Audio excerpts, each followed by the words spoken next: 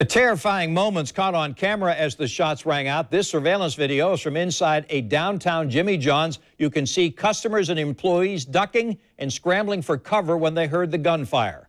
Police say they're going through every bit of surveillance video to piece together details of the shooting and to learn who did it. The sheriff saying the two teens are not cooperating with police. 16-year-old Benoit Wilson was shot in the foot, and 17-year-old Gregory Richardson was shot in the leg. Witnesses described the gunman as a young black male with dreadlocks who was dressed all in black. Investigators believe all three know each other.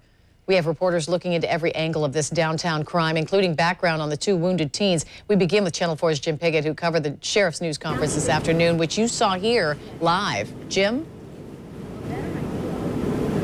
You know, one thing that they're saying, talking to people around here, they're concerned about what happened. This is the area in front of the landing, this alleyway back in here. This is where those shots began to ring out. Now, when I was at the sheriff's news conference this afternoon, the one thing that he stressed, he said this was not a random shooting. When the shots rang out last night, you can see people were scared. You could see them running for protection, some inside this Jimmy John's restaurant, not knowing who was the target. But now the sheriff says the targets were not the people at the art walk. Currently, we believe that this was not a random act of violence.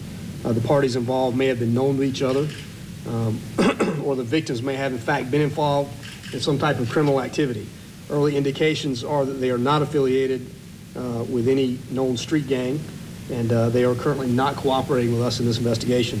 The sheriff wouldn't elaborate on what type of crimes those involved may have been committing. Witnesses say there was a large group of young teens in the area, and there were multiple shots fired. We know there are multiple calibers of firearms showcases recovered at the scene. So yes, multiple different weapons being fired. There were 18 off-duty officers working the art walk, and the group that puts together the event, Downtown Vision, says they'll be back next month, though there will be more officers working. This has been a very unfortunate incident, very unusual in my understanding from my board of directors. And so, but we don't want to let that spoil what has been a fantastic event for 13 years.